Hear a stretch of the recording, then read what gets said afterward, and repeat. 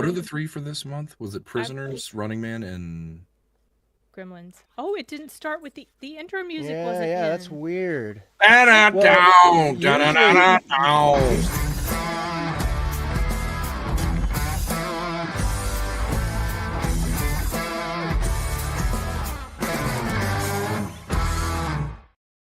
I was doing a great job. That was fucked up. That happened to me.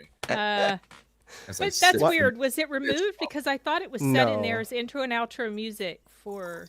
What is it? Why? Okay, good. All right. I should have done that. All right. Good work, Ryan. Thank you for that intro. Oh, what a start. Welcome, everybody, to the Cynema. Soundbooth Theater Live's movie review channel, show? Yeah. Featuring an official government-sponsored movie critic. No bad sponsor. She has 7 degrees in judging movies.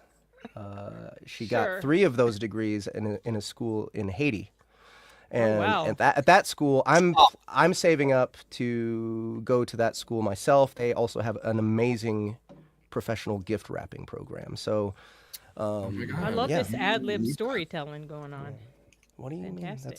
Don't call me a liar. Anyway, so we have 3 movies today, and sorry about last week. I was sick, guys, and everybody else just couldn't imagine doing the show without me. So you were all I literally such sweethearts. cried tears of joy when we moved into this week. I'm not gonna lie. I was so swamped last week. I was like, Jeff's sick? Yes! Okay. Okay. All right. But we don't have Ahmed today, which makes me sad. I had to do the sneaky intro song instead of him. So I hope I did that well enough to honor him. So we had 3 movies. They were in honor of number 1, Dungeon Crawler Carl. We did a field trip. Yeah, did everyone actually do the field trip? went to the movies to see the new Running Man. Let's see, what was the other one? We had Gremlins to celebrate the upcoming release of Book 2 of Santa Saves Christmas. It's beginning to look a lot like Raptors. God, I love the names of his books. Yes. So the first one is What the Frost. Yeah. The second one is It's Beginning to Look a Lot Like Raptors, and then we're going to do the third one next year for Christmas, and that one is When Eldritch Horrors Be Forgot. Yeah, I think so. I think that's what it's called. Yeah. Yeah. Yeah. So really cleverly named series. Ben Wolf, the guy who did all the extra content for the Dungeon Crawler Carl audio immersion tunnel, is the writer of those novels, and they are batshit insane. So definitely check out the first one. It's on YouTube right now. You can watch it for free. What the Frost? You gotta listen to it for Ryan's performance. Oh my God, Ryan's performance is amazing. I went back and while I was proofing, I was going back and re-listening to some of his lines just for the hell of it. Not because there was anything wrong with it. Well, thank you. It's cracking me up. Yep. It's good shit. It was basically, I took inspiration as like a mashup of Nathan Lane and Jim Carrey and then, my own little Ryan Spice in there. Yeah, and I got to play Vladimir Putin. Yeah, you did. Which is amazing. Like, this is maybe one of my favorite roles I've ever played, especially because of the context. And okay, I'm just sorry, guys. I'm going to give you spoilers right now about Book 2 because I'm so happy to have had to act this scene out in Book 2. I had to play as Vladimir Putin being outraged at Santa because I think that Santa is proposing that we get into a threesome with an elf lady. So I'm like acting outraged at Santa for that. And then eventually I'm actually kind of into the idea and getting disappointed when Santa straightens out the misunderstanding. So being Vladimir Putin in that situation is like chef's kiss, like the best kind of role any actor could possibly ask for. Yeah. Yeah. So anyway, that's our second movie is Gremlins. Long way to get around to that. And then the third movie that we did was I forget. Prisoners. Right, Prisoners. Bones. For what? For Bones. For Bones. The Bones. Such a what? Such a what? An amazing movie. Oh, what did you think I said? Oh, I couldn't hear you. No. Wasn't it nice to have like a good movie to really An actual good movie. I'd seen it before. Yeah. So I knew that I would like it. And it was so funny because the very next day I watched Hugh Jackman in Song Sung Blue. I screened that movie. Oh yeah. Like the very next day, I think after I saw Prisoners. Yeah. Or so maybe actually Neil no. Diamond. I'm sorry. It was the same day. I think I finished Prisoners and then turned around and it's not about Neil Diamond. It's about a Neil Diamond interpreter based on a true story. Impersonator. Yeah. Well, they call him an interpreter. Oh, that's awesome. Oh, interpreter. Yeah, that was like in Kate Hudson. And it's based on a true story, based on a documentary of the same name, which I immediately went and watched after I saw the movie, and that one broke my heart even more. It's very good. I nominated both Hugh and Kate for Best Actor and Actress for GAFCA. That's the amazing. GAFCA nominations. So yeah, very good. Cool. Recommend. Okay, so yeah, and Prisoners is in honor of the Bones at Point No Point, which the very last episode of that is releasing on the Soundbooth platform tomorrow. This is one of my favorite productions we've ever done. Most of our cinematics are my favorites of our productions, but this one is special to us because it is a pure mystery thriller. It is very much focused on the drama, on the characters, and the setting, and not so much on, spectacle, right? Which is what fantasy and sci-fi is about. So, we really got to dig into these characters and make everything feel gritty and real. So go check that out. Episode 1 is free on the Soundbooth app, and episode 4, the last episode, releases tomorrow. It's a banger, guys. You will not be disappointed. Go check it out. All right. What should we do first? I think I have Running Man. Yeah, let's just start with that one. On the thumbnail, I think I tried to do it in the order of the way we have it listed, but I can't remember what second and third were. Yeah. Okay, Running Man. Yeah. Sure. All right. Take it away. Cool. Who wants to go first? I don't know. My first impression was it was just, I think, one of the most immersive worlds I've seen in a movie in a while. I completely believed all of the grit, grunge, everything that was going on, the way that it was presented, all of the set dressings, everything was just pulled you in immediately and just kept us there the whole time. That was my first little takeaway. But So I have a question. Did you guys go into it in your mind comparing it to the 87 movie? Not really. Sort of. I know I didn't like it as much as the original, but I was very I was prepared for a complete departure because it wasn't I had heard that it was much closer to the book than the original movie was, and that the original movie was almost nothing to do with the book. Exactly, nothing like the book, except for in name only.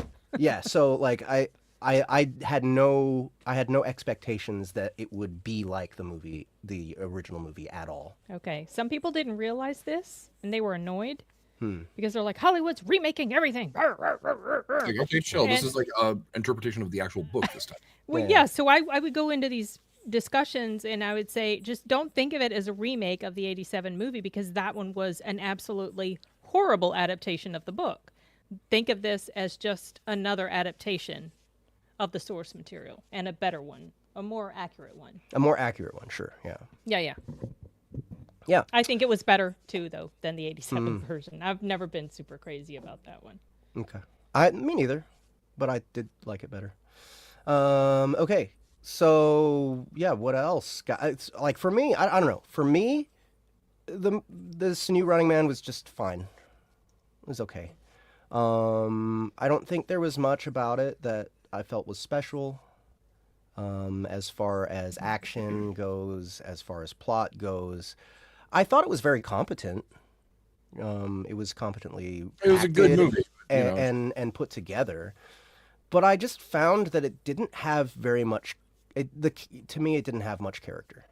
In comparison. You know what I was thinking when I was watching it is that I think that if we would have had a little more time to flesh out some of the character, well, truly, my thought leaving it was I wish this was like an 8 1-hour TV series, and that way we would have gotten a little more, because it does keep the octane up the whole time, and the octane is so well kept up. I think that you kind of like forgive a little bit what you're speaking of, which is that like not a lot of character development. We get like the bare minimum we need on pretty much everybody. Yeah. Well, and when I say not enough character, I'm not saying there's not like I'm not talking about characters. I'm talking about the character of the piece. Got you. Right. It's to me relatively bland. Yeah, I thought it just didn't have like the connective tissue needed. Like it was all it happened, and it was all.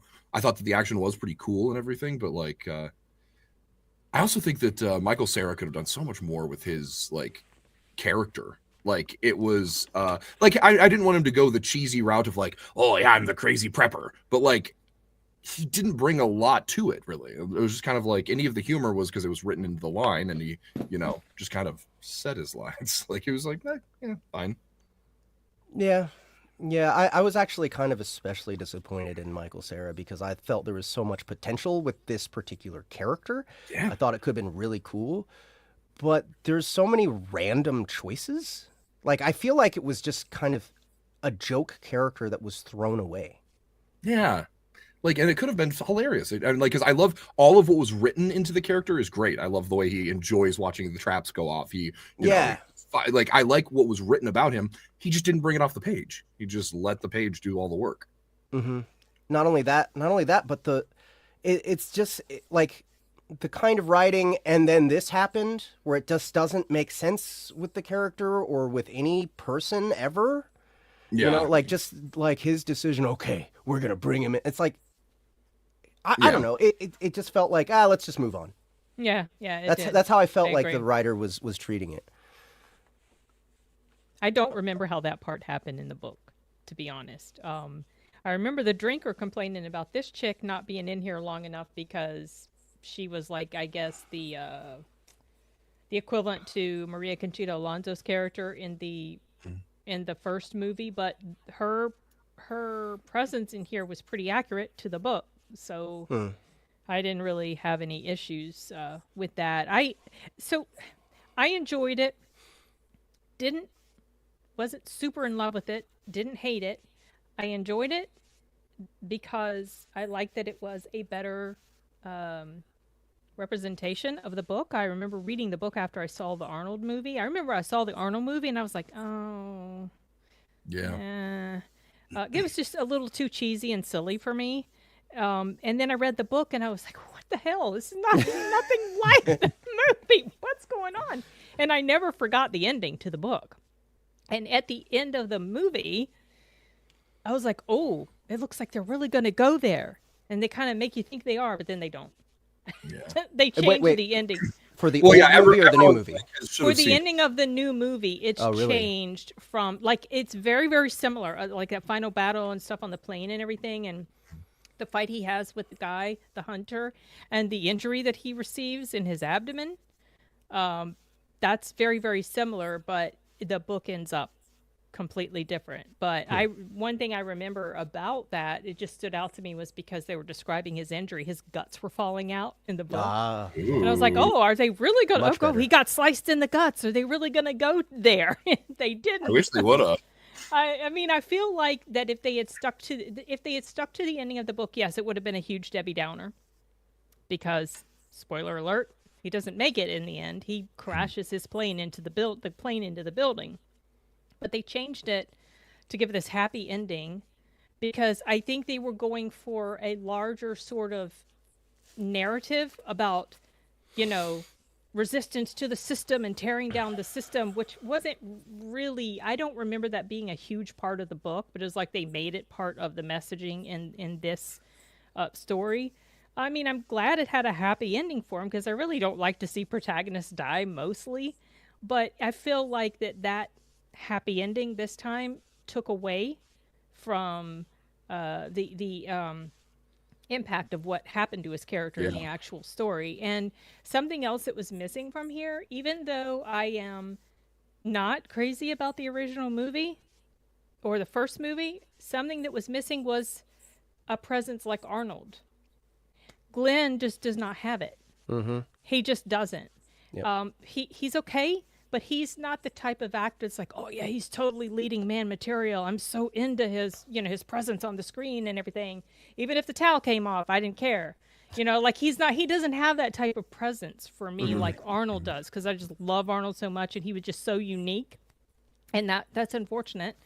But and oh, I don't like the way he grins. This guy. Cool. Okay. He's got a very douchey grin. Have Okay. you guys seen Maverick? Top Gun Maverick? Yeah. Oh yeah. Stupid ass Oh, smile. yeah. That. I mean, that was stupid perfect grin. for his character. And he can't help it. That's what his face does when he smiles. He totally, he's not. But it's like, I wanted to punch him when I'd see his face like that. Just like, get that look off your face. It's annoying to me. Also, when he in the scene, there was a scene where he's like being super antagonistic to the person that's interviewing him when he goes in to, try out for the game stuff. Mm-hmm. And I felt like he was overacting in that part, hugely overacting, and it was not impressive. He was trying really, really hard to come across as this super angry tough guy, and It just wasn't cutting it. it wasn't working. I mean, he Yeah. obviously, he's physically built like he could be, but it was just like he didn't have that. He just wasn't capturing that emotion that he was trying to. Everything in this movie felt very what's the word? It was just like paint by color. Let's just do like without the emotion. Yeah. That I think it was lacking. To me, this movie is very safe and bland. Yeah. Mm. Like Yeah. I don't know. There's nothing nothing made me flinch or cringe or go whoa or like. I was cringing when he was crawling around that towel. I was like, oh no. Outside in the towel, it was like, boy, that was like the superhero of the day. That thing stuck on really well. Oh yeah. Okay, now I'm remembering. Yeah. No, Yeah. I'm Yeah. joking. You're talking about Yeah. You mentioned that chick at near the end who like he commandeers her vehicle or whatever. Mm-hmm. I agree sort of with you that there wasn't enough of her. Like there wasn't enough of Well, her. I didn't mind. It was the drinker that was annoyed that there wasn't enough of her.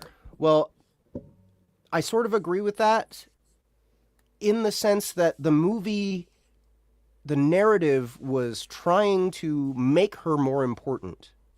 But we didn't Like have just the tone of it. the But foundation. Yeah. yeah, there was no foundation for us to feel like she was important. So I kind of just wish she was either featured more or just not there at all. Mm-hmm. Yeah, or just let her be what she is, which is like don't try to put an emphasis on making sure she has her little character arc and everything else. Yeah, exactly. Yeah. Don't even bother with that. She's She's a another set set piece. piece, whatever. Yeah, great. But yeah, I don't know. I felt like the movie just didn't know exactly what it didn't do the things it needed to do in order to make us feel the way it wanted us to feel about her. Gosh, what else is there to say? I mean, like I don't hate this movie at all. I just don't. Yeah. Yeah, no. same. I don't Okay, hate it. yeah. Not super in love with it, but I do like it more than the '87 movie. This one feels more grounded. The That's world why- feels realistic, lived in. See, to me, that's why it's weak, in my opinion, because the Well- old movie, right? Like, okay, it's a stupid movie, right? Like, But it understands itself. but more. it understands itself, and it's having a shit ton of fun, right? Like, Right. it's doing a bunch Yeah, of goofy it's shit really and goofy. shit and Yeah. taking it all over the top. We had that stupid opera singer with like shooting lightning bolts, like, With we light had- bulbs all over his body or Yeah. something like that one guy. Well, see, that was what I didn't like about the first movie. That's why, because the source material is grounded. It's Sure. very gritty, and this was true to that. And the '87 movie just was too goofy and I couldn't go with it. Some movies I can. Some movies are so ridiculous. You know, like Deadpool and Wolverine. That's ridiculously goofy. love. Totally works. My favorite movie of 2024. Yeah. But for Running Man, it just like the 87 one, it just didn't. I remember feeling like wondering if I had missed something when I left the theater with my dad and I just didn't feel hugely excited or happy. Like I just Yeah. was like I felt like what's wrong that I'm not liking this like I thought so I would. so my judgment has nothing to do with the book because I haven't read the book, right? I'm only judging by how did I feel while watching this movie, right? And with the new movie, I was like, okay, when is this over? Like not in a hateful way, No, just just like a I'm ready for this to be done now.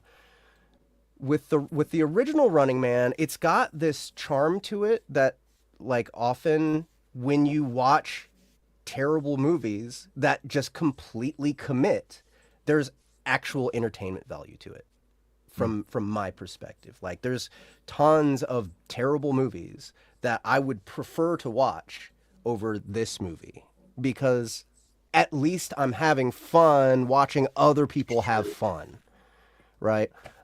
People who are committed and who have a vision, and maybe it's a stupid vision, but I'm seeing the passion come through, you know. So that's pretty much how I feel. Both, like I would say that for sure the first Running Man movie is a worse movie than this movie if we're like being honest about like just objective, craftsmanship. Yeah. Right? I think all the people that were involved in this newer movie is probably more competent, maybe besides Arnold there. I did love it. That was a nice touch, and I thought it was a really tasteful way of cameoing him. Yeah. Yeah. But yeah, I mean, like, I would rather watch something that a bunch of idiots are excited about than something that is just, you know, professionally well done, and executed by people who are really good at what they do, but don't care that much about the material, right? I don't know. It's hard to say whether these people cared about this movie or not. Well, It's hard to say. It's like you said, it's kind of paint by numbers and. Yeah, that's what it felt, which was surprising because it was Edgar Wright, right? Dude, right, Edgar Wright. Yeah. That's another Last thing Night that Soho. I think that really upped my expectations of this movie is knowing that it was Edgar Wright, because I really like Edgar Wright as a filmmaker. So I don't know. It didn't have any Edgar Wright flair, in my opinion. It didn't have the oomph that it needed to make it something that I truly adored. But I kind of also feel that appreciation for this film, for a lot of people, will come down to those who read the book and those who didn't. So you're attached to the 87 one because you're not familiar with the source material. Yeah. And I'm because not I attached to it. am, I'm not attached to it. You know what I mean? So like, this was what I wanted. I did want it to be more realistic to the book. I wanted a good adaptation of the book. I did not want a remake of the Arnold movie. And that's what it gave me, and I was happy about that, and that's why I like it more. But it was lacking the spark that really made me be, oh, wow, this is so good. I want to see it again. So Yeah, because there's so many of his that are classic rewatches, Edgar Wright. And, Oh yeah. I just Hot Fuzz. Hot Shaun Fuzz. of Last the Night Dead. in Soho is probably my favorite of his. Last Night in Soho is really I good. love that movie. Did Edgar Wright do? Someone said Scott Pilgrim. Is that Edgar Wright as well? Did he? Yeah. I don't think I've seen Scott Wait. Pilgrim. It's really good. It's fantastic. Did he do that though? But Shaun of the Dead and oh my gosh. Shaun of the Dead is. The World's End and I actually like Hot Fuzz. Fuzz better. I actually they're like both- Hot Fuzz better than Shaun of the Dead, but like Shaun of the Dead is sick. Yeah, but this one I was like, fun. Don't need to watch it again. Yeah. So Yeah, real you quick, did it. Yeah. Let's get ratings from the audience. 1 through 10. Everybody who did sorry, I keep saying it this way, like trying to qualify it, but I know our audience is just so loyal and so great at doing their homework. So I should just make the assumption that everyone did and that they should all put their number rating between 1 and 10 for 2025's. oh my gosh, Running and Rich Man is here. I in don't the have chat. to do it. I love Oh, you. yay. Yes, Enigma. I saw yours. Yours was a 6. Wait, no, I saw Sashi's. Sorry. Yeah, Maybe I Sashi didn't was see yours. 6.5. What was Enigma Enigma's then? Severus says 6.8. Okay. Okay. Sorry, Enigma. I missed it. I haven't Yeah, I think seen any more. Just were there 2? I don't know. You guys, I know there's more people watching than just Enigma and Sashi. I've been seeing lively discussion in the chat. Oh, look at CTAC. You got faster this time. Love you, bud. Wait, I think that's why I yelled out 7.5? What is Wait. 7.5? 7.5 5 plus plus 0.5. 0.5 for the Tom. So, so the 0.5 is for the Tom Jones. Okay. So his. Yeah, is I wasn't even that 7.5. impressed with Josh Brolin in it either.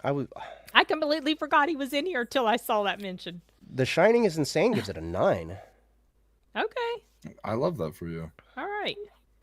See, that's also one of the things that I love about just like talking movies with people is that like there's no right answer. I'm like, I love that you loved that. That's awesome.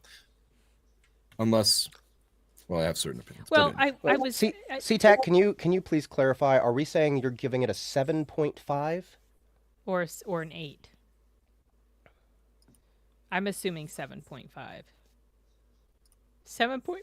Richard, okay, I'm sorry, Richard. I thought you were throwing out a score yourself, and I was like, wow, you really went hard on the decimals, harder than I do. 7.45. okay, 8. Okay, is- CTAC. Okay, an Okay, 8. CTAC is all right. What was the Tom Jones song? I totally forgot the Tom Jones. See, there's quite a bit in here that's forgettable. I almost forgot Coleman Domingo was in here. Which one's Coleman Domingo? He was the host. Okay. Yeah, it was just it was fine. I'm gonna say Oh, one more thing. Very disappointed in the villain reveal. That guy. yeah, I didn't care who, yeah. Like, Oh, Lee Pace. I don't know. Right? Yeah, it just didn't. I don't know. I didn't care when he revealed. I was like, Well, it's oh, supposed to be a big he was deal, a but winner we- of another Running Man show. Yeah, Great. but we'd never seen him before, so it didn't matter. Like if they had shown, maybe if they had been very persistent about showing images of Like maybe he other was like the beloved one, contestants. but then he Yeah, disappeared. and they didn't know kept where it like you was, and- saw his face all the time. Yeah, that would've been exactly. cool. Yeah, because when it showed him, it's like, oh, okay, Lee Pace. Well, I knew he was going to be in here, but I didn't know who he was going to be. Oh, okay, he was one of the contestants. Yeah, I've in the never seen first that one. guy as far as I know as an actor, but like, You probably have. Yes, you have. He played in Guardians. He was the one that had the dance off with Chris Pratt at the end, or Chris Pratt tried to have the dance off with him. He's all purple or blue. Or oh, I hate that villain. That villain Yeah, is that's so him. lame. something. That's him. Great. like good, hated him then too. Yeah, I'm gonna give this one a. I'm gonna just throw my score out. I'm giving it a 6. yeah, me too. Okay, I give it a 6.5. That's what I gave it on credit. All right, so we're at 6.33, something like Okay. Yeah, somewhere in there. that. Yeah. Heck yeah. I kind of agree Okay. with you, Sashi. It might have been better as a series. It's almost like Ryan said that 30 minutes ago. Yeah. It's almost like that. It's close. It's very close to that. Yeah. It's 6.5 on IMDb. All right. Yeah, It's fine. it's Yeah. serviceable. That part was cool. Mm. The person's head getting.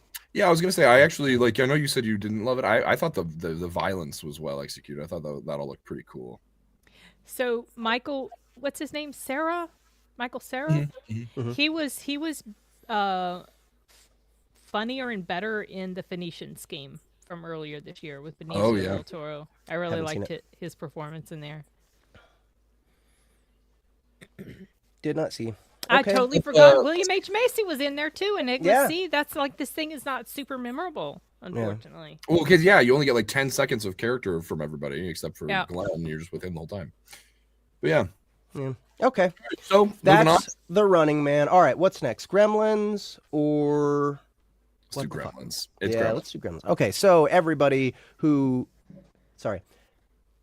everyone put your rating from 1 to 10 in the chat because I know all of you watch Have seen Gremlins. Gremlins. Yes. We need your I 1 saw it through for the 10. first time on the big screen. Really? Yeah, I've seen it before, but never on the big screen, and I took my nephew to see it on Black Friday. Oh, nice. Yeah, so that was fun. And it's coming back Christmas, by the way. I think maybe Christmas Day or Christmas Eve. It's coming back to the big screen. Yeah, I wish that we had maybe looked for a theater screening of it, but like we just kind of decided to just watch it. Gremlins, formative movie. Oh yeah. I really love this movie, but I think I loved it less when I watched it this time. Yeah.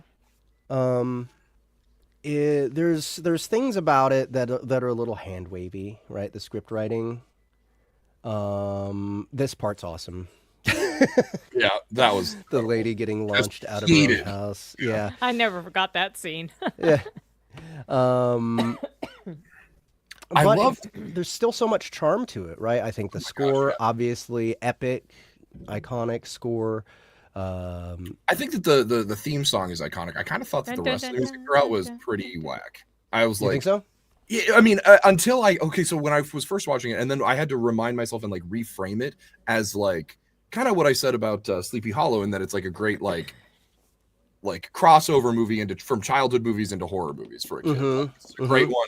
And so it is, I think, designed as a children's movie. And so yeah, it's a little boom bing boom bing boom bing boom in the score and stuff like that, and which is more childlike. And then I like became a little more okay with it. But yeah, some of the times I was like, I am just hearing score right now. Like it is not enhancing what's happening. It is so gink on gink like against what's happening that I was like, I didn't love it. But it grew on me as I was like, yeah, it's for kids. Yeah. Yeah, it is more for kids than I remember it being. Look at Gizmo. Gizmo was such a cute design. Cute. Really cute design. I think everything about the puppetry was just that makes the whole movie. That is the movie, is the puppetry. That's, I mean, like, it's so good. They're so cute. They did such a good pairing of the movement to what the voice actors were doing to create little personalities for each of these, especially as they become the Gremlins, and then they're just the like they got the one that's smoking like 4 cigarettes, and all the other one's like a flasher. It's so good. Yeah, it's so charming, and I think that was my favorite, seeing little kid there. What's his Corey Feldman. Corey Feldman. I thought he was just the cutest kid in the world in this one. Like he had so much life and personality, and he was so young. The thing that just killed me, and Jeff and I kept saying this when we were watching it, the entire cast's reaction to the craziest shit that they would have ever seen in their lives was just kind of like, whoa. Yeah. Yeah. Yeah, dude, the Corey Feldman in particular had my favorite reaction. Like, okay, so the kid brings out this gizmo, right? This Mogwai. Never seen anything like it before in his life. He's fucking what, 8 years old? Like, look at how crazy 8-year-olds go over stupid fucking guinea pigs, okay? Yes. And this goddamn Mogwai's there. He's like, that's interesting. And then he fucking spills water on it. The babies pop out and they're all acting like retards, and it's crazy, and they have to like gather him up into a box and put him somewhere. And then Corey Feldman's like, all right, I'm not interested anymore. I'm going to go read this comic. Like what? What do you mean? How are you not completely glued to these creatures for your entire summer vacation? Yeah. As a little kid. Yeah, no, the entire Christmas it vacation. started there for me, and but then everything subsequent, it just stayed with me. I was like, wow, they really are all just crazy, and then move on with their life and move on. Like what? Yeah. Now, maybe it's bad writing, or maybe it's just, hey, that's part of the magic of these creatures. Let's go with that. Sure. They like emanate this, these are not the droids you're looking for kind of energy. Presence, right? That's the most charitable. I think that's the most charitable interpretation I could. Very, very charitable. Yeah. But man, I think the delight of this movie is the puppeteering, right, and the chaos. I love the Gremlins. I love the chaos that the Gremlins cause. My favorite scene that's not even in the movie, but it's the one that I created in my head, because we jump to, at some point, her at the worst bartending session of her life. Like every time is at the bar, and she's like, oh my god, and she's like pouring all of her shit. But my thing is like, she had to encounter all of them and then Never shows understand that. that's what they want. They wanted her to give them in the bar. So like in my head, there's this scene where she's like, "What the fuck?" And they're like, like however they communicated to her to like, how do you decide? I guess I have to serve these things instead of I'm getting the fuck out of here. Yeah, right? Like what? I know, but that's the thing is, without those idiotic writing choices, we don't have the fun, stupid chaos that ensues. So it's hard to like really be mad at it. Like from a writing perspective, and you're watching it, you're like, what the fuck? But I don't think you're supposed to take it seriously at all. Yeah, obviously. Yeah. Yeah. She was legitimately trying to light their cigarettes, Enigma said. Yeah, and Sashi says that's dedication to the job. Yeah. Really. She was after them tips. Yeah. So I mean, like that bar scene was hilarious. Like, again, because she stuck around and was just like, oh, this is the worst night of my job ever. Like, like not what the fuck is going on? We're being invaded by aliens. Like, my job sucks. God damn it.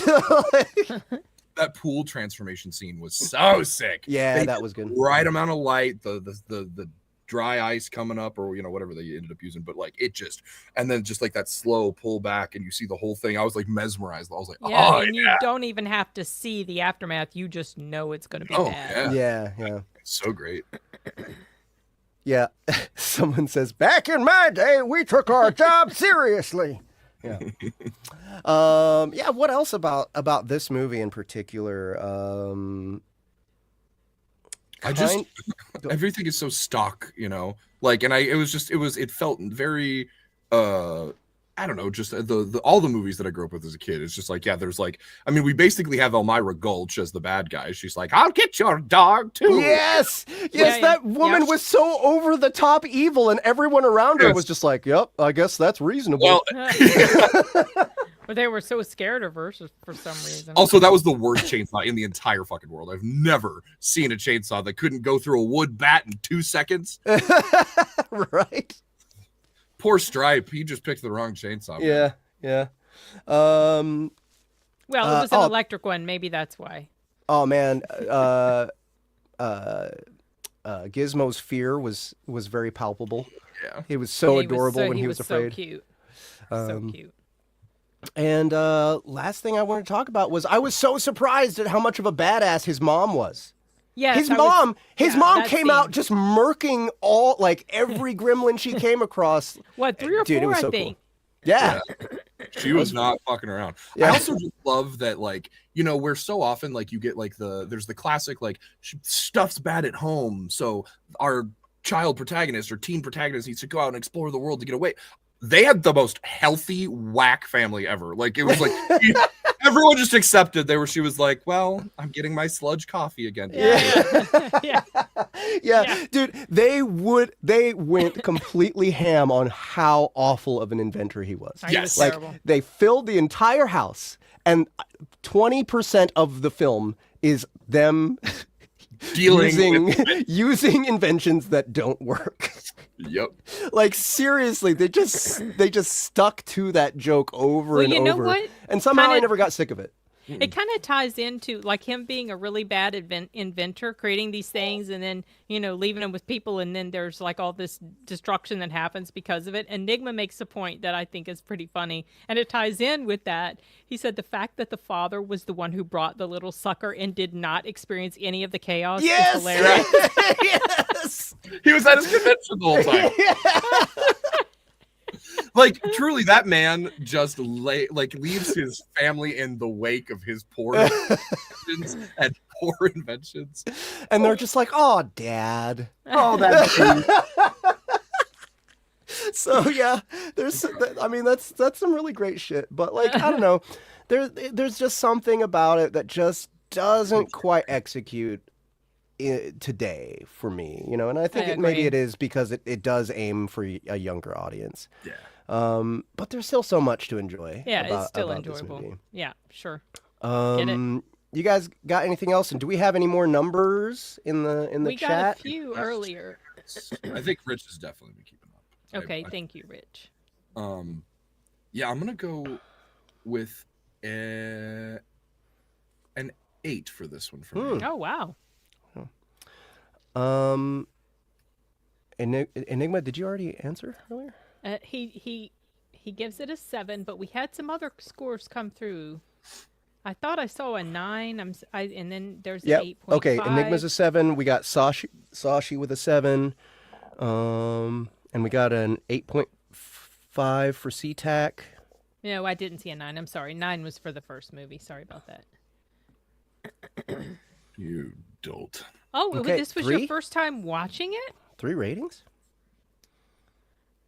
Oh, Enigma. Okay, so Ryan gives it an 8. I give it a 7.5. I give it a 7. Yeah. Okay. I think all of those are kind of in the range. I was being on the generous side, but I think my first reaction was 7. So yeah. Yeah, that's like my gut when I think about Gremlins. I think, it's fun. Not the best movie ever. Don't hate it. It's kind of warm fuzzy type of film. So I had this thought, this super duper stoned thought Okay. while I was watching this movie. And that was that Soundbooth Theater and Matt Dinneman should make a Gremlins type movie. Oh yeah. Matt Movie Dinneman or- should write it. No, a movie. Okay. A movie. Okay. And I'm talking puppets and everything, right? But two of Matt's favorite movies are Attack of the Killer Tomatoes Oh gosh. and Okay. Critters. Mm-hmm. Okay. So Matt would be amazing at this. Okay. God, yeah.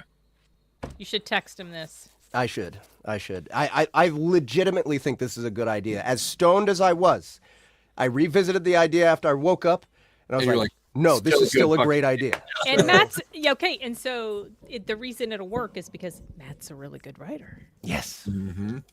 So Yeah. Yeah. We're gonna have to do it. I'm gonna try and convince him. Okay, cool. So that's Gremlins, guys. And remember, this is in honor of Santa Saves Christmas. So go to the Soundbooth app, pick up book 1, and then book 2 is coming out like on Christmas Eve, I believe. So definitely go check it out, guys. There's time traveling raptors. There's Vladimir Putin. There's Again. Father Time. Oh, Father Time is back. I do. I come back for. Don't worry. I come back for. I think, haven't proved it because once. Gary's proving it, so I don't know anything about the Also, story. there's Victoria's Secret catalogs. Of course, there.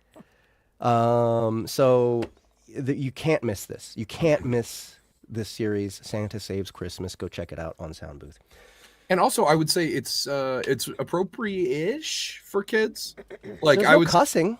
Yeah, I was gonna say like there's only some like slightly suggestive like Victoria's Secret or something like that. Yeah. But I would still put it in the like the PG plus range. So like it's a fun one for your kids too. Yeah, I think they might dig it. Yeah, actually. Yeah. Yeah. Because it's goofy as all hell. They'll love It it. is. Like it is I'm pretty, the ridiculous. way that my character leaves the scene that I'm in, I get to my final line is, "Oh, there go my balls." I'll just leave it there. You find out Okay. what's happening. Oh gosh. Okay. Yep. Okay. And our last movie is Prisoners. Prisoners. Oh yeah. I mean, Okay. obviously, the first thing you have to say is just fucking powerhouse performances. Like, I think it's some of Hugh Jackman's best, Gyllenhaal's best, and Paul Dano's. Also, crazy that we were watching this movie, and then so I'm a ride or die for Quentin Tarantino, but I didn't really follow all of the tea surrounding what was said or done. But apparently, last week, He said something about Paul Dano. being the weakest Hollywood actor out there, and I was like, dude, why even open your mouth? Just you can be your weird little auteur self, but just don't hate on other people. Don't give any more reason, because he's just such a people already hate him enough for he's just such a dude's director, and he likes feet and he blows things up, and I'm like, but he's amazing. So just chill, just shh. Yeah, I thought it was such a bad take. I was like, dude, why are you saying? Especially we had just watched this, and I was like, what do you mean he's a weak actor? Oh, Sorry. Maybe he means it literally.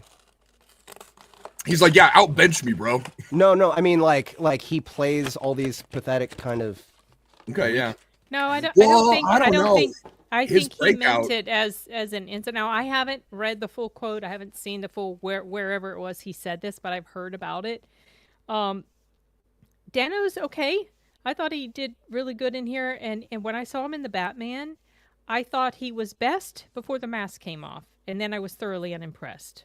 And I thought he was, yeah. I mean, I was just like, no, that face doesn't go with that scariness that we were presented with earlier. Just no, couldn't take him seriously as the Riddler. He was good in here because he's playing he wasn't playing that type of person. You know, it was totally. I think different his character. look, everything was perfect for this role. I mean, Yeah. like, Yeah. oh, and then if you've also ever seen There Will Be Blood, I think he's great as that. Like, Have not seen that. the evangelist. He's like, Yeah. There Will Be Blood. He's awesome for So sure. I'm like, But he's also a pathetic kind of like worm. You know, like that's kind of just his typecast, right? yeah. Oh my gosh. And like just the, I love when actors don't go cross the line into like endangering the people they're with or whatever, but Hugh was not supposed to break that sink. That was he just did that. Interesting. I didn't And know so that whole moment that's in the film, it was just like, because it is just that one, it's like a slow push in to him just like, where's my daughter? The whole, oh my God, it's just, it's breathtaking, heartbreaking. It is the perfect scene. I love, oh God. I was so thrilled when we said we were going to watch this movie, and yeah, really interesting. I thought that this was such an interestingly put together and written film. I thought that the concept was really cool. I love the idea of like putting the audience in this situation where they couldn't possibly argue that that the parent is doing literally like full on the wrong thing, when there's so much evidence there, but like there's just that little bit of doubt, right. But he did not give up on his instinct. I mean, he knew something. And he knows something. He was right. He was. I know, right. and that's the thing. That's the thing that makes it so. But not as right not as in the it way needs that he to be. thought. Yeah. In order for you to torture a guy, just like, oh, dude, it was that. But when you're talking about your kids, yeah, I know. I was gonna say if that's my baby, oh, yeah, like you could totally identify with because he felt so helpless and he felt like the police weren't doing what they should do, and he felt like he knew. And he was just taking matters into his own hands. I mean, there have been parents that have done some very violent and awful stuff to people that they knew had hurt their kids. Yeah. Sometimes it's been done very publicly.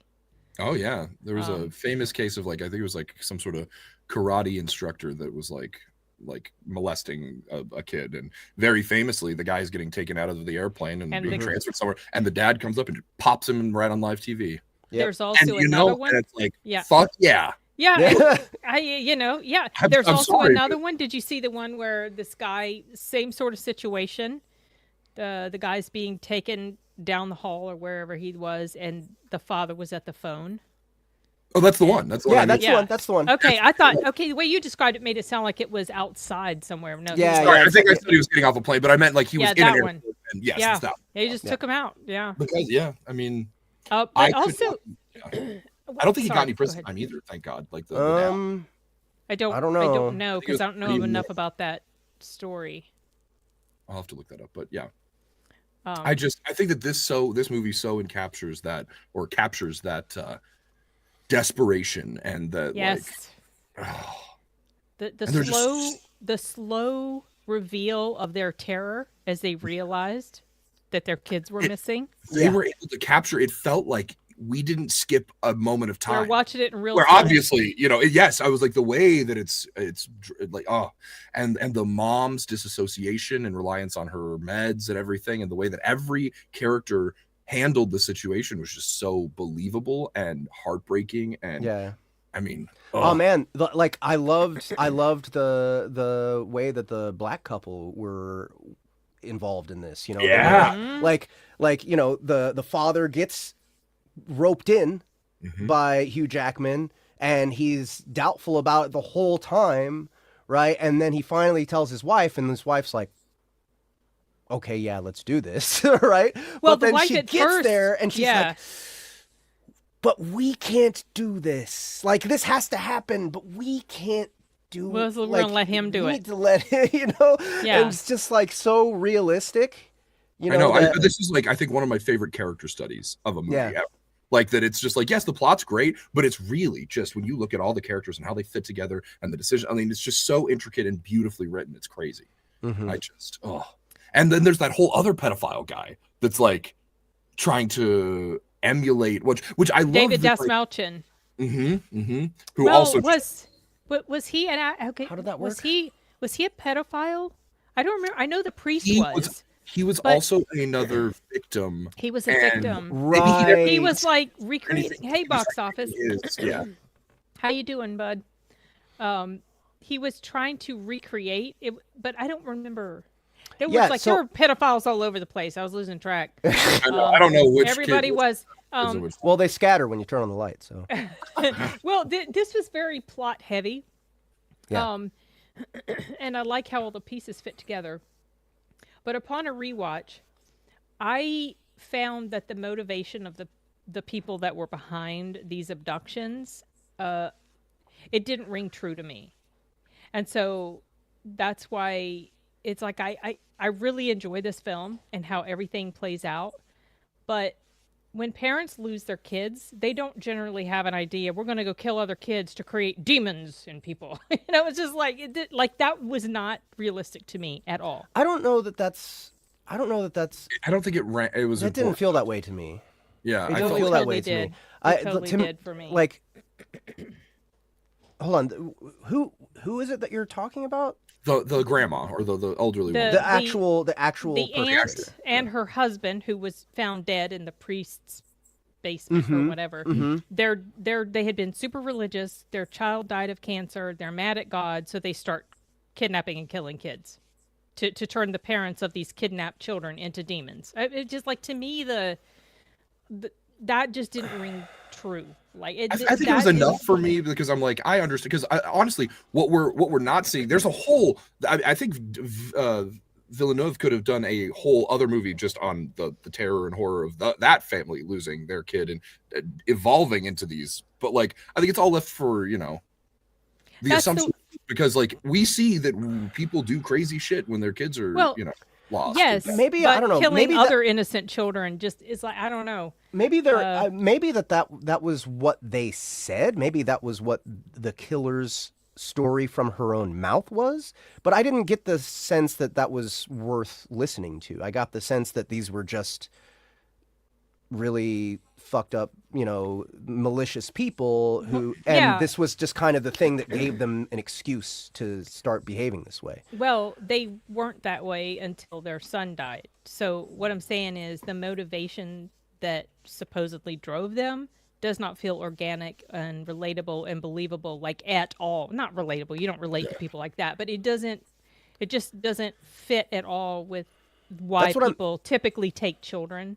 Yeah, and I don't know. That's what I'm saying is like, yeah, I didn't buy that, but I took it as this is the word of this fucked up killer. Already deranged person, who like usually unreliable narrative. Like okay, when killers tell you why they do things, they give you the rationalization, not it's like they can't even face the core reasoning, and so they make up something. They make up a narrative that helps them keep doing what they're doing. I could buy that if they did that before their son died, but it was the death of their son that kind of sparked this thing that they started doing because they now lost I their watch faith. The movie again. That was why they did it, and that's like the one thing. And then there's one other thing that I have a nitpick about. I'd still like this movie. I'm not knocking the film. Yeah. I just felt like that should have been a little bit stronger, more well written. But another thing that was an issue for me, and there's just these two, Maria Bello's acting when she was crying, the mother. The white mom. The white mom. Okay. I don't think she did very good. during those scenes. She's crying, no tears. I didn't buy that she was truly sorry. I know that she was supposed to be, but I don't think she pulled that off very well. She did best when she was like being normal Catatonic, before everything went to shit. That's when her acting was best.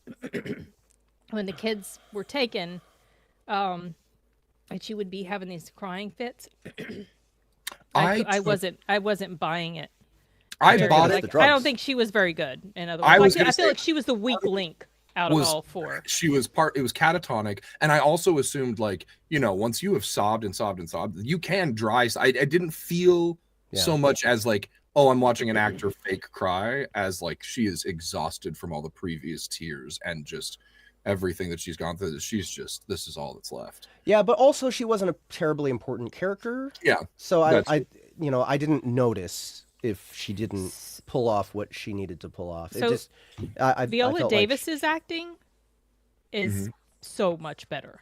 Oh yeah, but she's like, more involved. She's more involved in. Yeah, she's more involved directly with like that scene where she was talking to him in the bathroom and she's trying to appeal to his humanity.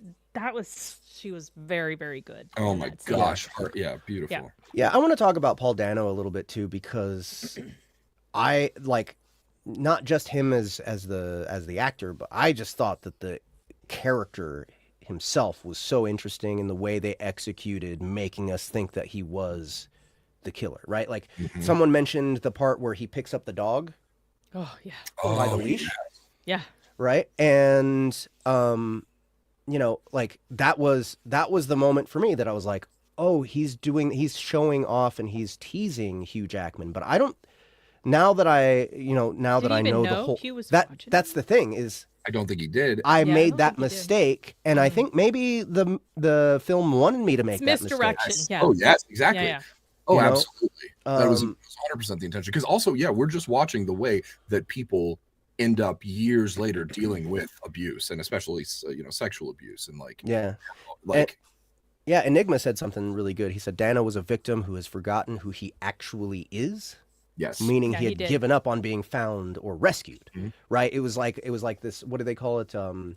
Stockholm syndrome, right? And it like, I guess the thing that was keeping him from telling Hugh Jackman where their daughters were, was his fear of the lady.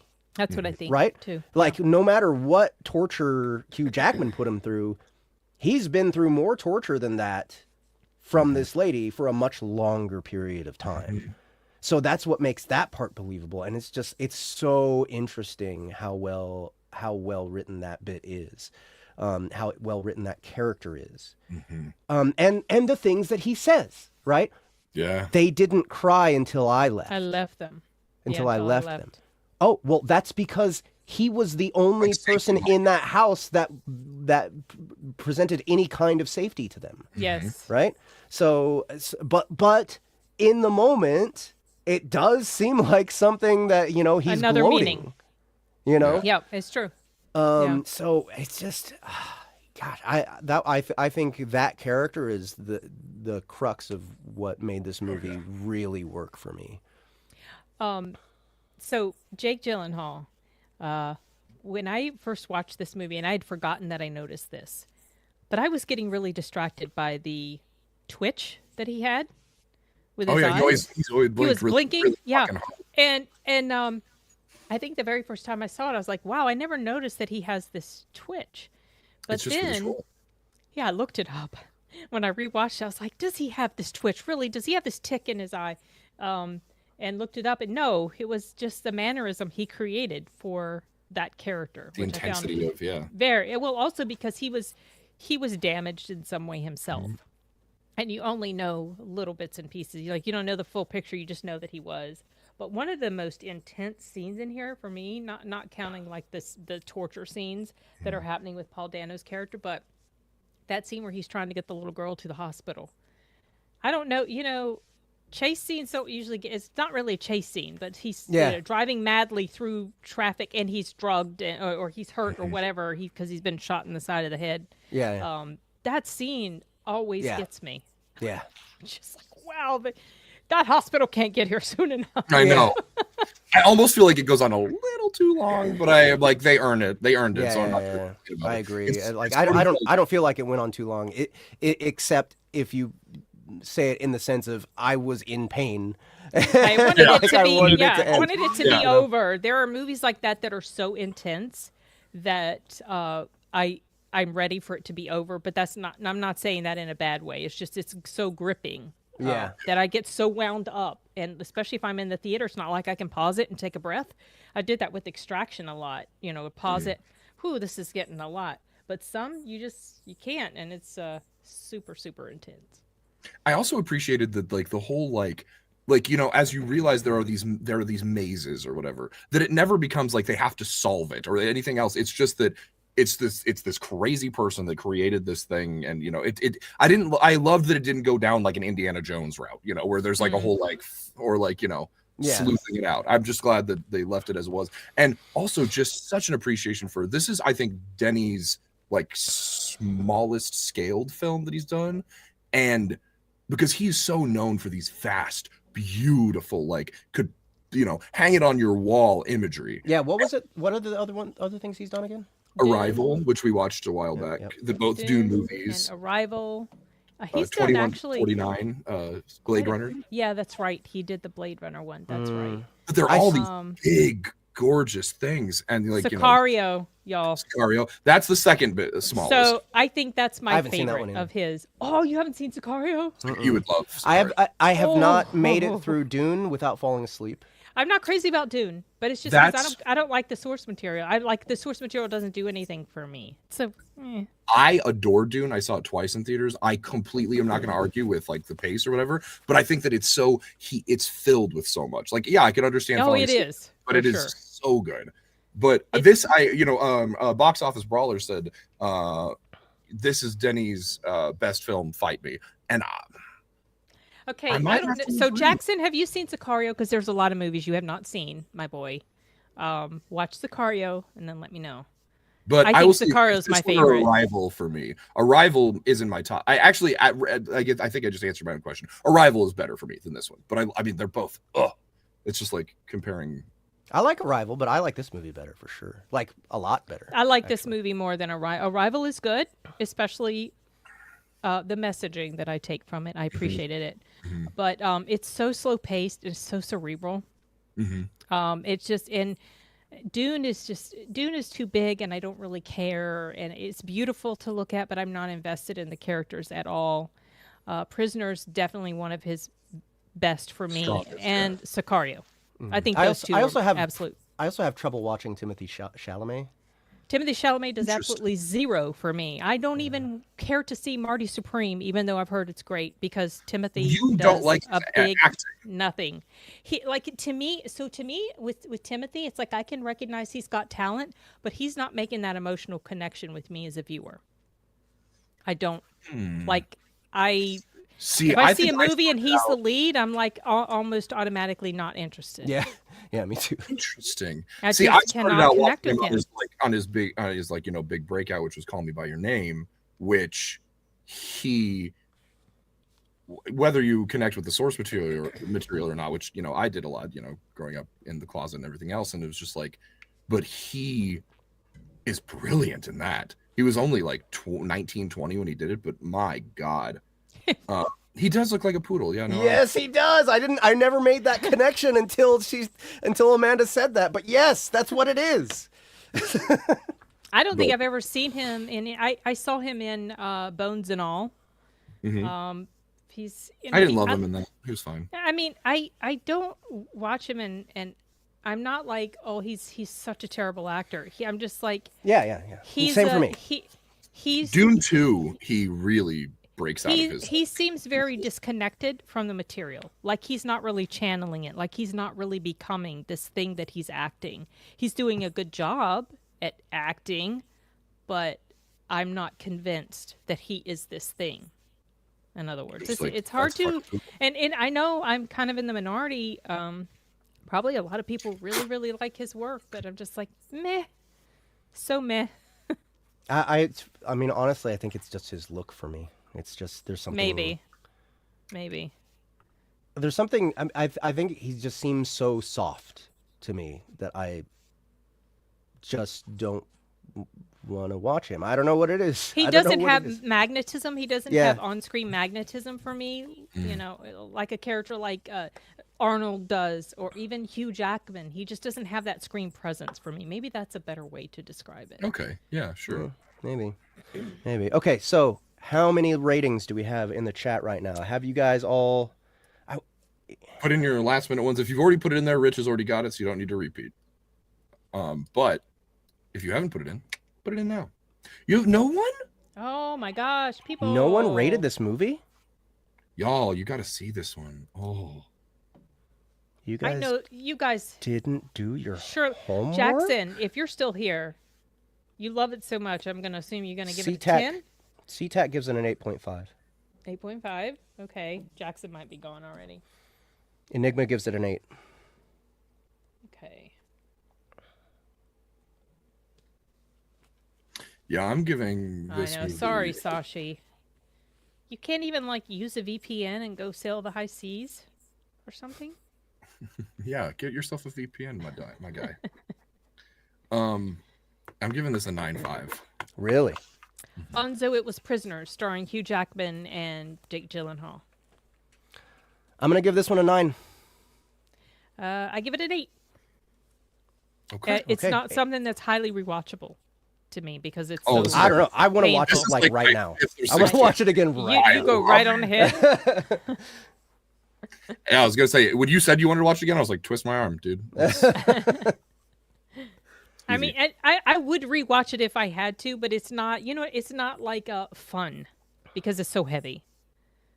But Sure. it's Yeah, very that's good. that's true. You know, But to me, the craftsmanship is up there high enough that I'm just like, I gotta see it again. All right, so 8.25 audience, we're very 8.33 close. us. Yeah. Yeah. Very, close. very And then close. IMDb is 8.2. Wow, we're all so right there. close. Yeah. So most people are kind of in agreement about this in general. Yeah, Interesting. It's extremely well put together. And if you guys like this, go pick up the Bones of Point No Point on the Soundbooth app, guys. 3 episodes up already. First episode is free, so check it out to see if you like it before actually spending money on it. And the last episode comes out tomorrow. So Yeah. I'm not Do gonna lie, it, it's guys. so good. All right, so what do we have for next month? our next month, All right. next month's releases. January's always dry for us, though. It usually is, but we have at least 3. So, Irrelevant Jack is hitting YouTube next month. Heck yeah. That has been one of our most reliable lit RPGs on Audible for a long time, and now it is time for it to get its time in the sun in different places, and you get to listen to it for free if you want to now in January. So, Irrelevant Jack is a lit RPG, and it is a tower climber all the way. So, the movies that we chose for a tower climber were The Raid and Dread. And we're talking about the Judge talked Dredd about- movie that came out in the 2010s. Raid, I think, came out in 2011. Carl Urban, yeah. So, We talked about Hard Boiled, but was that not going to be included? in the That one's going to be choices? for the other one. For which other one? No, I Crossverse. think Crossverse we had 2 other movies. Yeah, we picked did come out. up with. I mean, we can came up- add Yeah. that one for a tower climber. It's just, to me, it just doesn't do as much climbing. I don't know. Hard boiled, that's what it's called. Yeah. Do we want to take any input from the audience? Absolutely. That- That's why we're naming. So The options. would you guys rather watch The Raid or Dread? Rich, can you look up when Or are Dread there came out? any other tower climber stories Yeah. that would fit? And yes, Enigma. It's the one from 2011. Yes, 2011. 2012 was Dread. And if you watch The Raid and then the you watch Iger Dread, Sanction. Iger Sanction, I think. I've What? never seen that, and I bought the Blu-ray. what is it? What? It's a tower. It's, Oh! Someone's in chat. I was like, what? yeah. It's not an option. I'm not saying It's he's climbing a mountain, so it's a rock. And it's some sort of mission he's on, and What's it I've heard called? nothing but good things about it. I bought the Blu-ray blind because I have not seen it. What is it called? Sorry. I think it's called the Iger Sanction. It's Clint Eastwood. And rock climbers have said it's one of the most accurate depictions of rock climbing. Oh, interesting. Yeah. That's different than tower climbing, but Yeah, the Iger Sanction. It came out in 1975. oh man. Speaking of climbing movies, there's one called The Fall, I think it is. Oh, I don't want to see that. Oh my god. I don't want to see that. Nope. My palms were sweating the entire time I watched that movie. It is so intense and really well done. Okay, and you know what? We can't use that one. You know what frustrates me about that movie? It was made by the same person who did 47 Meters Down, and it's got the exact same twist. Oh, really? Hate that. Yeah. Yeah, that sucks. I haven't seen that though, so I've never even heard of that movie. So. Well, now you know. It's got the exact same twist. Okay, so our two choices. You guys vote in the chat, Dread or The Raid. All right, what's our other two choices? We have, so there's another release in January. This is on the Soundbooth app called Crossverse. It is a superhero movie, or it's movies. It is a superhero book, but it's got a multiverse thing going on. So obviously we're going to put Spider-Man No Way Home up for a vote on this. And what was the other one that was Everything Everywhere All at Once? Everything Everywhere All at Once. There was another one though. There was one I even liked better. Oh, it was the one that we were talking about for Hard Boiled? Yeah, Hard Boiled. Hard Boiled? That's multiverse? I don't think it's multiverse. I don't think so. I don't know how Hard Boiled fits. Superhero? No. Oh, see, I've never seen it, so I don't know. I thought just Hard Boiled was a good because yes, there are superheroes, but really, I mean, I only know my in Hard Boiled narration and what? perspective. Oh, you mean Crossverse? Oh yeah. No, Crossverse is totally it's superhero stuff, multiverse stuff, and some aliens show up. And my character's a Chinese cop. That's why it's Hard Boiled. Okay, I'm making it about me. I didn't know if we were making. Yeah. No. Let's do the raid for the first one. I hope that's what. Is anyone dying for us to watch Dread we have instead? One Enigma said. I saw Enigma said. Oh, Michelle Yeoh's not popular down there anymore. We need the tea. Okay. Why? Sashi, hit us up. Yeah. Speaking of Michelle Yeoh, I finally started watching Sunshine, which is a pretty stacked cast. I've never seen that movie before. It's a good movie. I've heard it's good.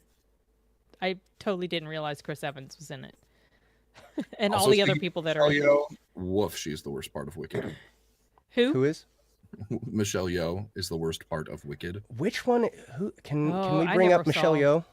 Yeah, you know who she is. Yeah, she I mean, I will when I see her, but Crouching Tiger, Hidden Dragon was her first big thing, and then she's just had a steady career since then. But then didn't break into American culture until everything. Really, she was in that Frank Grillo movie where he had a repeating day. God damn it! She was in that film. Rich, can you just search for her real quick so I can see her face? But anywho, yeah, let's go. Okay, so let's the third one. What was our? So we got Spider-Man No Way Home and Everything Everywhere All at Once. Yeah, I wasn't super crazy. Oh, I like her. Yeah, she's great. Usually she's just a terrible singer, and there was no reason in God's green earth that she was in Wicked. Oh, I can see why people would not be so fond of her, Sashi. She's from Malaysia. She supported a politician that was deleting people and stealing a ton of cash. Oh, that's a great reason why not to like her. Yeah. Yeah. And I mean that doesn't make her worse than most of the people in Hollywood, but Yeah, that's true. So most of them support communists, so they're kind of screwed up anyway. Gosh, I don't know. Surely there's other multiverse things. Surely I wasn't crazy about AAO. AAO? Everything Everywhere All at Once. I liked it, like I said, but the more time that went on and everybody was acting like it was the greatest movie since the creation of movies, the more resentful I started feeling about it because I didn't think it was all that. It was okay. It's good. Okay, so those are the two choices for Crossverse, and then our last, another Dungeon Crawler, Carl. That's coming out February 3rd, episode 2 of Dungeon Crawler Carl Audio Immersion Tunnel. Why are we circling Donnie Darko? For multiverse stuff? Oh, that's right. There is multiverse stuff in Donnie Darko. That's a crazy one. It is a crazy one. How about using that against Spider-Man instead of Everything Everywhere All at Once. I was like, please don't get rid of Yes, Spider-Man. yes, because I would be fine with both of those Okay. choices. Yeah. Okay. Or either one of those, I mean. All right. So Donnie Darko versus Spider-Man No Way Home. So we need votes in the chat, guys. So, and then it's the Raid versus Dread, and then it's for Dungeon Crawler Carl. What was it? It was Oh gosh, Battle Royale. Battle Royale and something else. Hunger Games. No, not Hunger Games. Something else. Something else. No, That's right. I think we didn't. I think we just didn't come up with another one. Something circus themed, though. Something circus themed. Oh, well, I was because season 2 in DCC is. We could circus. watch. We could watch Big Money Hustlers by the Insane Clown Posse. no, that absolutely sounds something like I do not want to see that. I don't think. I'll just sit out that conversation. Oh I can boy, immediately Ryan! tell. Ryan, you and I need to get really drunk and high and watch that sometime. It is Done. Hard pass. okay. Oh, Brother gosh, Ruddick. There's got to be something better than Something wicked this way comes. Is that a circus? That one? is kind of a Ooh. yes, kind of, and it's like a horror-ish, and I've seen it once decades ago. Ooh. No, it's not. Jonathan a Disney movie. Price. Oh, guys, I don't know, man. What do you think of this one? I would rather see was that pretty- over Battle Royale or in Hunger Games. I don't What? know. I feel like let's put it between Battle Royale and this one. Okay. Something wicked this way comes. All right, so we got 3 different votes. We get a Donnie Darko in here. All right, are we seeing any?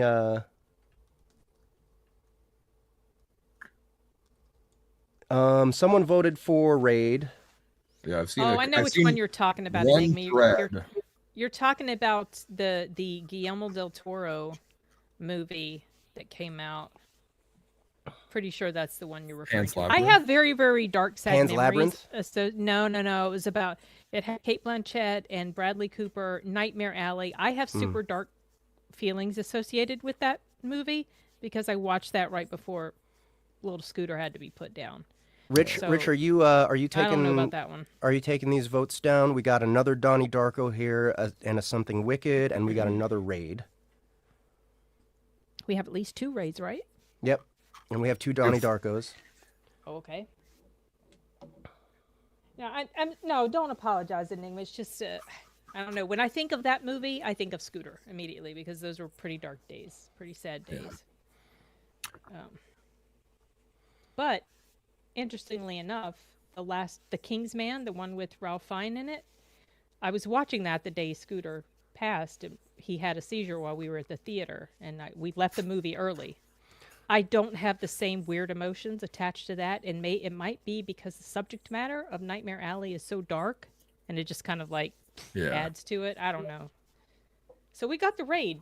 Okay, I think the Raid's got 3 votes, and Dread hasn't even gotten 1. So I think we haven't can seen anything about use that. We have say one the Raid is a foregone conclusion. Tax said Dread, I think so.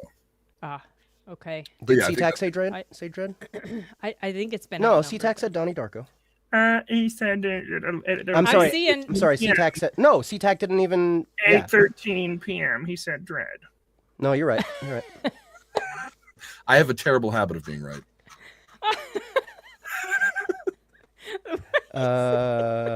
Cricket. Raid and Donnie Darko so far, and we have 1 vote for Something Wicked and no. What was the other one? Battle Royale. I am fine with not watching Battle Royale. So any other arguments?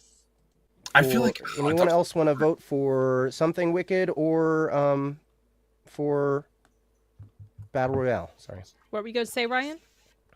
No, I'm just torn because I remember being like, I thought that Donnie Darko was a little overhyped, but yeah, I also saw it a long while ago, so I should do a rewatch. But I really loved No Way Home. I thought that was like one of my favorite movies. Yeah. So I'm like, oh, I don't know. I've seen Donnie Darko more recently than I've seen No Way Home. I saw it for really? the first time like last year. Oh. Yeah, because Joe Bob Briggs came into town, and that was one of the movies he showed. Mm-hmm. And then after that, I bought the Blu-ray that has, or I bought 2 versions of it, that because there's like the director's cut, and then there's the theatrical cut, and the director's cut is like supposed to be so much more like mind blowing or whatever. Haven't seen that one. On yet. Donnie Darko. Yes, Donnie Darko. All right, then let's watch that cut. The director's cut? The director's cut? Okay, because Yeah. I haven't seen that full one. Yeah, because that'll be a good way of, I think, I Right. always try to watch director's cuts anyways, because I feel like it's usually the producers are getting in the way of things anyway. So it's like, So one thing that I have to say about Donnie Darko, and probably the only thing that I really remember, is the opening. The Tears for Fears? Yes. I'd That's never kind of even like, heard that song before when Are I you saw serious? that movie. Yeah. What? So, like, that part is imprinted in my mind because it just feels so perfect It with fits the with scene. the theme. And that became one of my all-time favorite guilty pleasure songs. For I love that sure. song, I love that song. Okay. all right, let's do Donnie Darko director cut. All right. Okay. Let's Donnie do Raid. Darko. We're Donnie doing Darko. Raid. Donnie Darko. Anyone else want to stick up for Battle Royale? Gary Instead Jules' of- version for sure, Sashi. Yes, Wait, I what's love this? Gary Jules' version Of what? of Everybody Wants to Rule the World. Oh. I don't know yeah, if I've yeah. heard it. Have you not heard Shout? Do you know Tears for Fears? at Yeah, all? yeah, I've heard Shout. Oh, Yeah. okay. I've heard Tears for Fears before, just not that song. Yeah. Oh my gosh. Okay, that one was a big one back in the 80s. Oh, I don't know. I feel like Battle Royale would be so good. I've never seen Battle Royale, and I've never seen Something Wicked. So, So I had heard great things about Battle Royale, and when I watched it, I was unimpressed. I heard it's a very like it had a big impact on Tarantino and his direction on Kill Bill. Kill Bill. Yep. So that's kind of why I want to see it. Yeah. It's good. It's legit.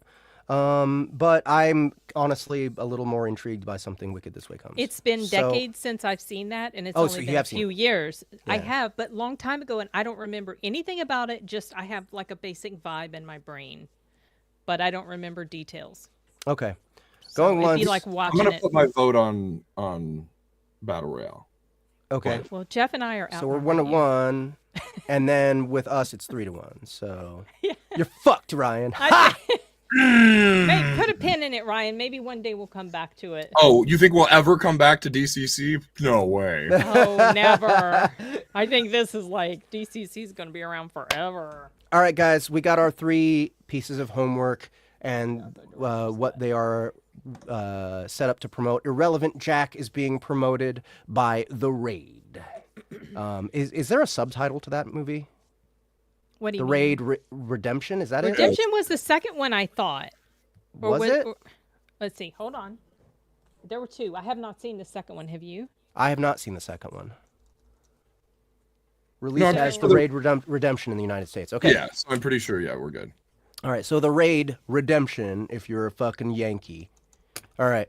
And then the second thing that we are promoting is Crossverse, which is hitting the Soundbooth platform on January 21st, 2026. That is a multiverse superhero movie, and we are watching Donnie Darko in honor of that. And then the third movie that we're watching is Something Wicked This Way Comes in honor of Dungeon Crawler Carl, the Audio Immersion Tunnel Season 2, releasing at the beginning of the second episode releasing at the beginning of February. So yeah, that's it, guys. Thank you so much for coming and hanging out with us Yes. and watching movies with us. I know you guys will do your homework. You will Please do. absolutely do your homework. Watch these 3 movies within this next month so that we can talk about it together. You guys have anything else to say? No, except I love you all. I That's love all Love of you you too. peoples. Aww. All right, guys. Thank you so much for coming. Great stream today, and we'll catch you in a month. Bye. Happy holidays, everyone. Yes. Where is it? Hold on. There.